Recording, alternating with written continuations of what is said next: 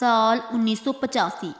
پہاڑوں کے بیچ چھوٹا سا گاؤں، راتیں ٹھنڈی، گرمٹی کے اور ہوا میں ایک عجیب سی خاموشی۔ اسی گاؤں میں رہتی تھی نور فاطمہ، لمبے بال، چاند جیسا چہرہ، معصوم آنکھیں، اتنی خوبصورتی کہ گاؤں والے کہتے ایسی صورتوں پر جن عاشق ہو جاتے ہیں۔ نور یہ باتیں ہنس کر ٹال دیتی تھی، اسے کیا خبر تھی کہ اس کا مذاق کل اس کی زندگی بدل دے گا۔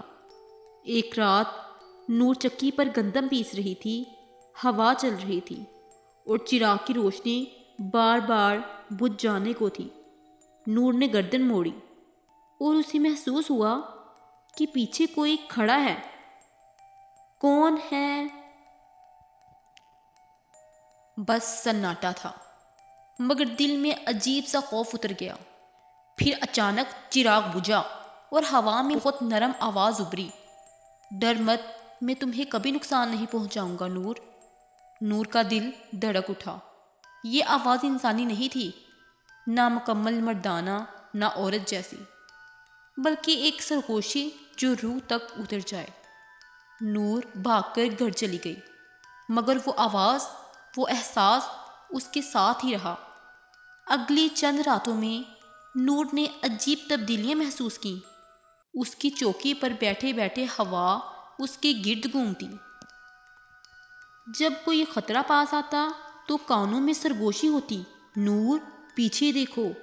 رات کو چلتے ہوئے کوئی اس کے قدموں کے ساتھ چلتا اور پھر ایک رات وہ سامنے آ گیا۔ چراغ کی لو ہلکی ہوئی اور اس کے بیچ ایک سایہ اتر آیا، قد دراز، چادر جیسا دھواں، آنکھوں میں نیل کو روشنی۔ میں ظہیر ہوں، جنوں کی دنیا کا محافظ، اور تم میری امان ہو۔ نور سہم گئی۔ تم میرے پاس کیوں ہو؟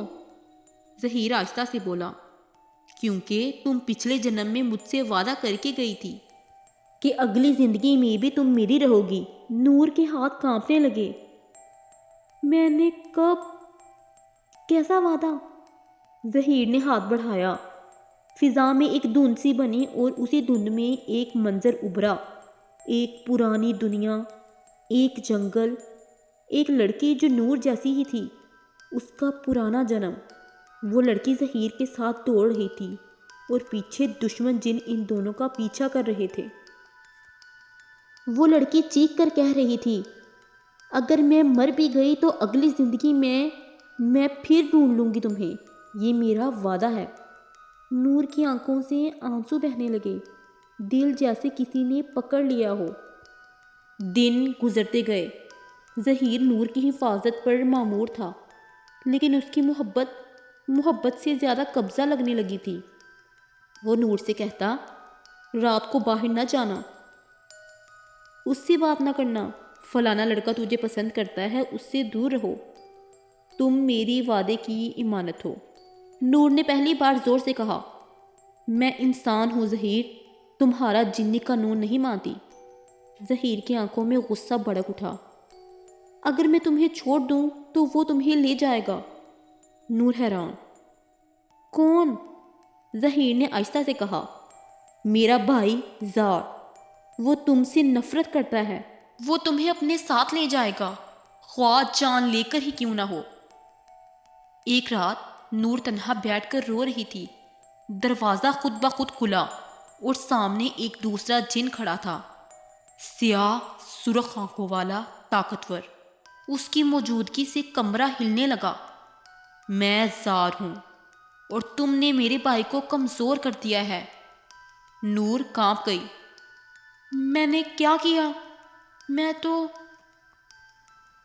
زار آگے بڑھا، تم اس کے لیے کمزوری ہو اور میں جنوں کی دنیا میں کمزوری برداشت نہیں کرتا۔ اچانک پورا گھر گرج اٹھا، ظہیر سامنے آ گیا۔ اس رات دو جنوں کے درمیان ایسی جنگ ہوئی کہ چراغ ٹوٹ گئے، دیواریں پھٹ گئیں، درخت زمین بوس ہو گئے۔